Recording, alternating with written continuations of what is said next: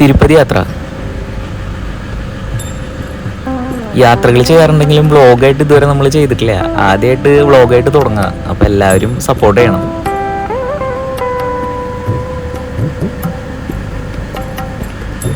വീട് തൃശ്ശൂരായതുകൊണ്ട് നമ്മൾ പാലക്കാട്, കോയമ്പത്തൂർ, ഈറോഡ്, സേലം വഴി കൃഷ്ണഗിരി ജില്ല കൂടിയിട്ടാണ് നമ്മൾ ആന്ധ്രയിൽ കയറണത്. അപ്പോൾ നമ്മൾ തിങ്കളാഴ്ച രാവിലെ ഒരു 3 മണിക്കാണ് വീട്ടിൽ നിന്ന് പുറപ്പെട്ടത്. അപ്പോൾ നമ്മുടെ അവിടെ വിനായക ചതുർത്ഥിയുടെ ആഘോഷങ്ങൾ ശനിയും ഞായറൊക്കെ അല്ലായിരുന്നത്. അപ്പോൾ തമിഴ്നാട്ടിലൊക്കെ ഇപ്പോഴാണ് ഗണപതിനെ നിമജ്ജനം ചെയ്യാൻ കൊണ്ടുപോലും കാര്യങ്ങളൊക്കെ. അപ്പോൾ മൊത്തം അവിടെ കയറിയപ്പോൾ തന്നെ ഗണപതിനെ ഇങ്ങനെ കൊണ്ടുപോകുന്ന കാഴ്ചകളും അതിൻ്റെ ആഘോഷങ്ങളൊക്കെ ആയിരുന്നു റോഡിലൊക്കെ.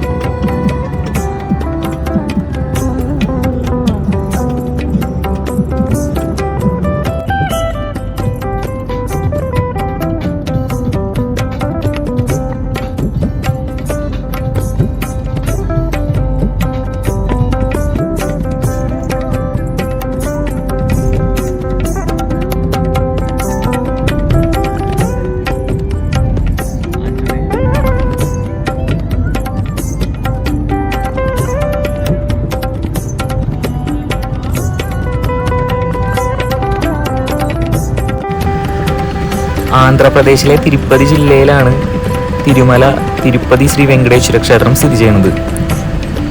ഇവിടെ മഹാവിഷ്ണുവിനെ ലക്ഷ്മി ദേവി, ഭൂമിദേവി സമേതനായിട്ടാണ് ഇവിടെ ആരാധിക്കുന്നത്. ലക്ഷ്മി ദേവിക്ക് വെങ്കടേശ്വരന്റെ തുല്യ പ്രാധാന്യമുള്ള ക്ഷേത്രം കൂടിയാണ്. ഇവിടെ ഭഗവതിനെ പത്മാവതി എന്ന സങ്കല്പത്തിലാണ്. ഭയങ്കര ഫേമസാണ് പത്മാവതി ക്ഷേത്രം എന്ന് പറഞ്ഞു കഴിഞ്ഞാൽ. അപ്പോൾ നമ്മൾ തിരുപ്പതിക്ക് മാർക്കറ്റ് ആ ഏരിയ കൂടിയിട്ട് പോണേ. മറ്റേ വഴിയായിരുന്നു കടക്കണ്ടേ. അവിടെ ഇത്തിരി ട്രാഫിക് ആയതുകൊണ്ട് നമ്മൾ ഇപ്പുറത്തെ വഴി കൂടെ പോണേ. ഇപ്പോൾ ഇവിടെ മാർക്കറ്റ് അത്യാവശ്യം റഷായിട്ട് ആളുകളുണ്ട്. പിന്നെ ഇപ്പോൾ ഇവിടെ വന്നപ്പോഴും വിനായക ചതുർത്ഥിയുടെ പരിപാടികൾ നടക്കുന്നതുകൊണ്ട് മൊത്തം അതിൻ്റെ തിരക്കുകളും ബഹളങ്ങളും തന്നെയായിരുന്നു റോഡിൽ മൊത്തം.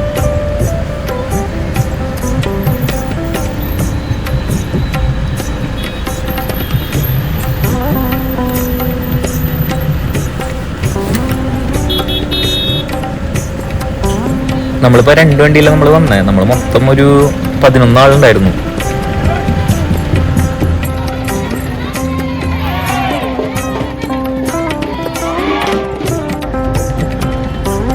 നമ്മളിപ്പോൾ ബുക്കിംഗ് ഒന്നും ചെയ്യേണ്ട വന്നത്. നമ്മൾ പെട്ടെന്ന് എടുത്തടിച്ച പോലെ പോകുന്നത്. നമ്മൾ പെട്ടെന്ന് തീരുമാനിച്ചു അങ്ങനെ പോകുന്നതുകൊണ്ട് നമ്മൾ ഒട്ടും പ്ലാനിങ് ഉണ്ടായിരുന്നില്ല. അത് തന്നെയല്ല, നമ്മളൊന്നും ബുക്ക് ചെയ്യണ്ടായില്ല, റൂമൊന്നും ബുക്ക് ചെയ്യണ്ടായിരുന്നില്ല. അപ്പോൾ നമ്മൾ വിഷ്ണു നിലയത്തിലൊക്കെ പോയി നോക്കി. ഇപ്പോൾ നമ്മുടെ ഗുരുവായൂർ കൗസ്തുഭം ഉള്ള പോലെ തന്നെ ഇവിടെ വിഷ്ണു നിലയം എന്ന് പറഞ്ഞിട്ടാണ് ഉള്ളത്. അപ്പോൾ നമ്മൾ അവിടെ ചെന്ന് നോക്കിയിട്ട് നമുക്ക് ഇത് കിട്ടിയില്ല, റൂം കിട്ടിയില്ല. എന്നിട്ട് നമ്മൾ പുറത്താണ് റൂം എടുത്തത്. അപ്പോൾ അത്യാവശ്യം നമുക്ക് ഇറങ്ങേണ്ടി വന്നു. അത്യാവശ്യം കറങ്ങി നമുക്ക് റൂം കിട്ടി. റൂമിന് ഞാൻ വീഡിയോ എടുക്കാൻ വിട്ടുപോയി. നമ്മൾ 6 ബെഡ് വെച്ചിട്ട് 2 റൂം എടുത്തേ. ഏസ് റൂം 7000 ചില്ലറൊക്കെ പറഞ്ഞു. നമ്മൾ ലാസ്റ്റ് വില പേശി ഒരു 500 ആ 2 റൂം എടുത്തു. അത് കഴിഞ്ഞിട്ട് നമ്മൾ പറഞ്ഞ പോലെ ബുക്കിംഗ് ഒന്നും ഉണ്ടായിരുന്നില്ലല്ലോ. അപ്പോൾ നമ്മൾ ബുക്കിംഗ് ഒന്നും ഇല്ലാത്തതുകൊണ്ട് നമ്മൾ ദർശനത്തിന് വേണ്ടിയിട്ട് ടിക്കറ്റ് എടുക്കണം. അപ്പോൾ ആധാർ വെച്ചിട്ട് വെരിഫൈ ചെയ്യണ്ടേ. അപ്പോൾ ഈ ആർക്കൊക്കെയാണോ തൊഴണ്ടേ അവരെല്ലാവരും ഈ വെരിഫിക്കേഷന് ചെല്ലണം. എന്നിട്ട് ഒരു ടിക്കറ്റ് കിട്ടും. ആ ടിക്കറ്റ് ഉണ്ടെങ്കിൽ മാത്രമേ നമുക്ക് മുകളിലേക്ക് കയറാൻ പറ്റുള്ളൂ.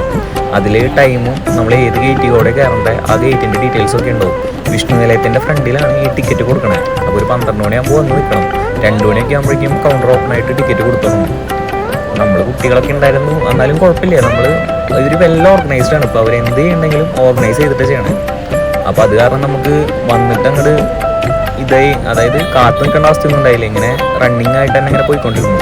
അങ്ങനെ ടിക്കറ്റ് എടുത്തത്. ഇതൊക്കെ ഈ ടിക്കറ്റ് എടുക്കാൻ വന്നവരാണ് പുലർച്ചയ്ക്ക്. ഇതിപ്പോൾ ഒരു 2 മണി 2:30 സമയത്ത് ഞാൻ എടുത്ത വീഡിയോ.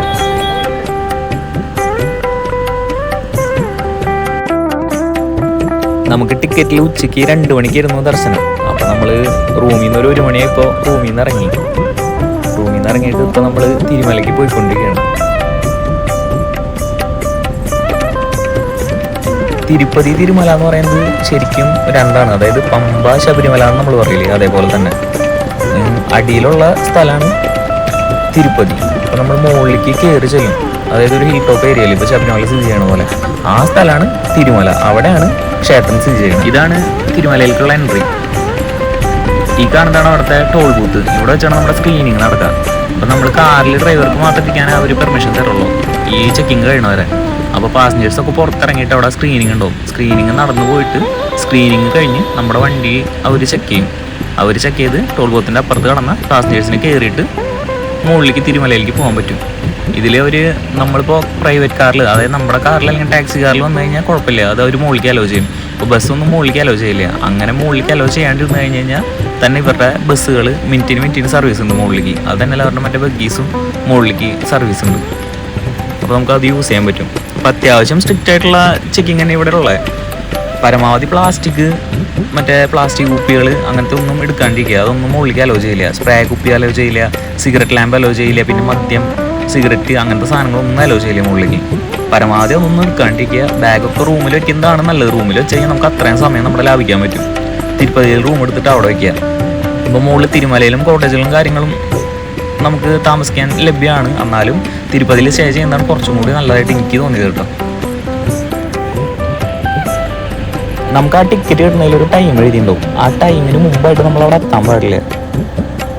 ആ ടൈം കഴിഞ്ഞിട്ട് അവിടെ എത്താൻ പാടുള്ളൂ, അല്ലെങ്കിൽ ഓൺ ടൈമിൽ എത്താൻ പാടുള്ളൂ. അതിന് മുമ്പ് അവിടെ എത്തിക്കഴിഞ്ഞാൽ ഫൈൻ ഉണ്ടാവും. അത് നമ്മളൊന്ന് ശ്രദ്ധിക്കണം.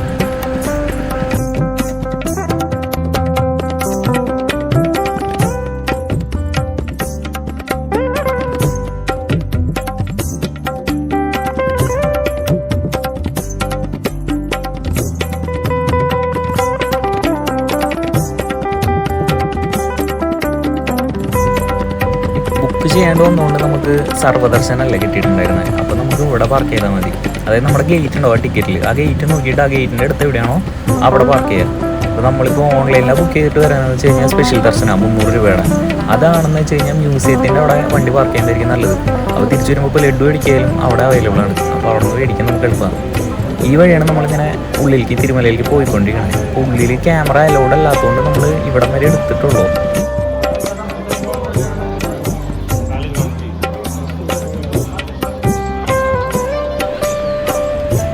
നമ്മൾ ദർശനം കഴിഞ്ഞ് പുറത്തേക്ക് ഇറങ്ങി.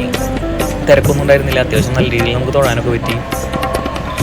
ഇവിടെ ഇത്ര അധികം പേര് വരണ അമ്പലമായിട്ട് കൂടി വൃത്തിക്ക് ഒരു കുറവോ കാര്യങ്ങളോ ഒന്നുമില്ല. വെൽ ഓർഗനൈസ്ഡ് ആയിട്ടാണ് എല്ലാ കാര്യങ്ങളും പോകുന്നത്. ഇപ്പോൾ നമ്മൾ വരിയിൽ നിന്നെന്ന് വെച്ച് കഴിഞ്ഞാലും വരിയിൽ നിൽക്കുമ്പോൾ കുട്ടികൾക്ക് പാല്, നമുക്കായാലും ഭക്ഷണം കാര്യങ്ങളൊക്കെ വരിയിലേക്ക് തന്നെ അവർ കൊണ്ടുവന്നിട്ടുണ്ടായിരുന്നു. മൊത്തത്തിൽ വെൽ ഓർഗനൈസ്ഡ് ആണ് ഇവിടെ കാര്യങ്ങളൊക്കെ.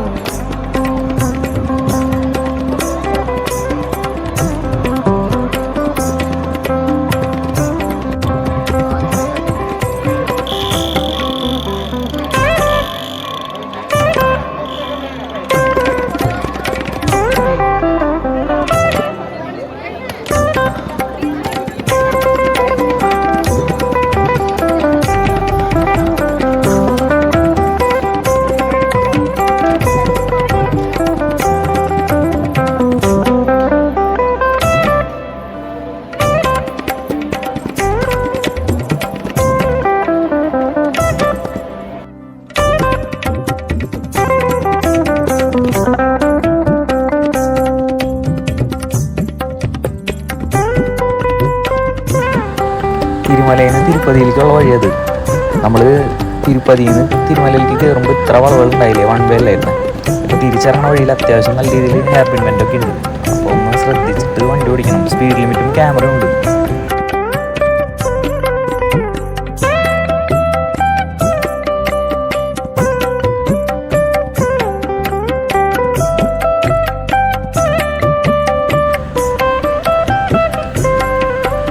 സ്റ്റേ ചെയ്യേണ്ട റൂം വെക്കേറ്റ് ചെയ്തിട്ട് നമ്മൾ കാളഹസ്തിയിലേക്ക് പോയിക്കൊണ്ടിരിക്കുകയാണ്. ഇപ്പോൾ തിരുപ്പതിയിൽ നിന്ന് ഏകദേശം ഒരു 60 കിലോമീറ്റർ അടുത്താണ് കാളഹസ്തിക്കുള്ളത്.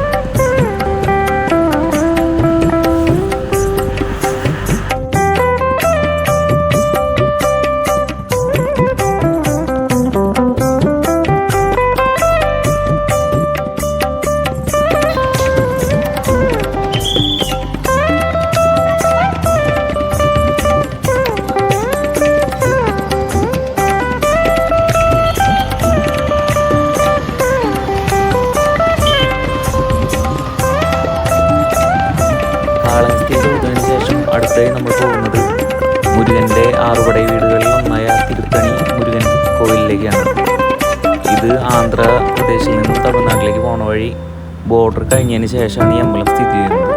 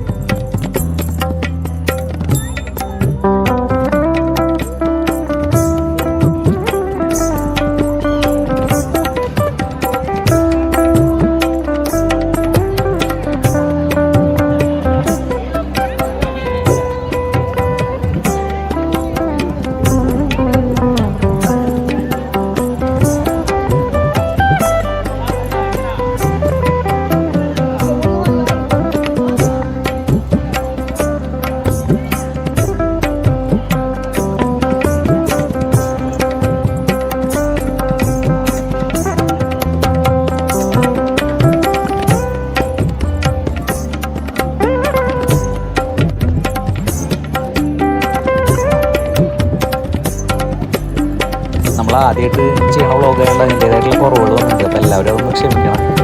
ഇപ്പോൾ നമ്മൾ നാട്ടിൽ നിന്ന് കാറിലാണ് വന്നത്. അപ്പോൾ നമുക്ക് ഏകദേശം ഒരു 9,000 രൂപ അടുത്ത് ചിലവ് വന്നിട്ടുണ്ട് പെട്രോളിന് മാത്രം. പിന്നെ ഒരു 1,500 രൂപ അടുത്ത് നമുക്ക് ടോൾ വന്നിട്ടുണ്ട്. പിന്നെ ആദ്യം എടുത്ത റൂമിനൊരു 5,500 രൂപ റെൻറ്റും, പിന്നെ കാലാവസ്ഥയിൽ എടുത്ത റൂമിനൊരു 4,500 രൂപ റെൻറ്റും വന്നിട്ടുണ്ട്. അപ്പോൾ നമ്മൾ കേരളത്തിൽ നിന്നും വരാമെന്ന് വെച്ച് കഴിഞ്ഞാൽ പാലക്കാട്, കോയമ്പത്തൂർ, ഈറോഡ്, സേലം വഴി വരുന്നതാണ് നല്ലത്. ഇപ്പോൾ ട്രെയിനാണെന്ന് വെച്ചാൽ കേരളത്തിൽ സ്പെഷ്യൽ ട്രെയിനും അങ്ങനെ കുറേ അത്യാവശ്യം ട്രെയിനുണ്ട്. ഇതിലിപ്പോൾ ഏറ്റവും നമുക്കിപ്പോൾ ഇറങ്ങാൻ എളുപ്പം തിരുപ്പതി റെയിൽവേ സ്റ്റേഷനാണ്. പിന്നെ ഏറ്റവും അടുത്തുള്ള റെയിൽവേ സ്റ്റേഷൻ ട്രെയിനിക്കുണ്ട എന്ന് പറഞ്ഞിട്ട് ഒരു റെയിൽവേ സ്റ്റേഷൻ ഉണ്ട്. അതാണ് പിന്നെ ഏറ്റവും അടുത്തുള്ളത്. നമ്മളിപ്പോൾ ചെന്നൈയിൽ നിന്ന് വരാൻ വെച്ചാൽ 133 കിലോമീറ്ററും, ബാംഗ്ലൂരിൽ നിന്ന് വെച്ചാൽ 291 കിലോമീറ്റർ, ഹൈദരാബാദിൽ നിന്ന് വെച്ച് കഴിഞ്ഞാൽ 572 കിലോമീറ്റർ. പിന്നെ ഇപ്പോൾ നമ്മൾ ഫ്ലൈറ്റിനെ പറഞ്ഞു കഴിഞ്ഞാൽ ഫ്ലൈറ്റ് അവൈലബിൾ ആണ്. കൊച്ചിയിൽ നിന്ന് ഫ്ലൈറ്റിന് ഏകദേശം ഒരു 9,500 കൊടുത്ത് മുകളിലേക്കാണ് ഫ്ലൈറ്റിന് റേറ്റ് വരുന്നത്. അപ്പോൾ നമ്മൾ ട്രെയിനിൽ വരുമ്പോൾ സ്ലീപ്പർ ആകുമ്പോൾ ഒരു 345-500 ഇടയിലും, AC മറ്റേ 3A ആണെന്ന് വെച്ച് കഴിഞ്ഞാൽ 800 രൂപ തൊട്ട് ഒരു 1000 രൂപ ആ റേഞ്ചിലും നമുക്ക് ടിക്കറ്റ്സ് കിട്ടും. പരമാവധി വിഷ്ണുനിലയം പോലെയുള്ളതിൽ നമുക്ക് ബുക്കിംഗ് കിട്ടാന്ന് വെച്ച് കഴിഞ്ഞാൽ അത്ര പൈസ കുറയും പുറത്ത് റൂം എടുക്കണമെന്ന് വെച്ച് നോക്കുമ്പോൾ.